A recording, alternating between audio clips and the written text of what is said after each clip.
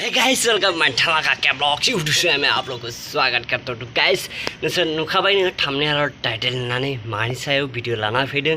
तो गाइस भिडिअखौ नायनायनि आगोलाव मोनसे रिक्वेस्ट खालाम, नोंसोर लाइक थुना गालाङा फंबाय हिसाबै साननानै लाइक थुना गालांदो, लोगोसेनो साबस्क्राइब खालामना गालांदो आरोना फंबाय साननानै आंनि सेकेन्ड चेनेलखौबो साबस्क्राइब खालामना गालां। ब्लगार इज बेक। तो लोगोफोर तो भिडिअखौ सुरु खालामनोसै।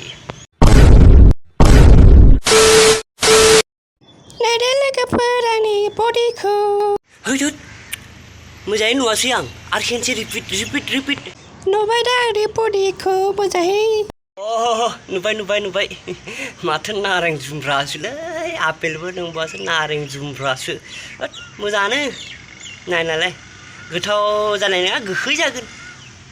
सब बल गेलेबाय जे नारें जुमब्राखौ गथ' फिसाफोरानो दुजुमनो गेलेबाय जे गोखै जासिगोन बे नारें जुमब्राया। बै गेलेबाय थानाय नारें जुमब्राया गोथाव जायाथ', गोखै जायो।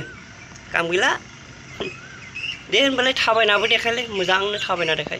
थाबाय बालेलें आंनि फेन्दा, आंनि बडिखौ नायबानो सोर फाग्ला जागोनलै। आमला कफि नहीं देता है।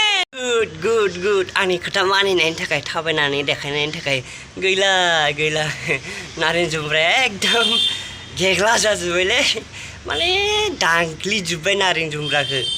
जाबाब्राखि एनाका गोखै जागोन ना, एनाका गोखै जागोन ना, बुंथाव जाला, एनाका गोखै जागोन।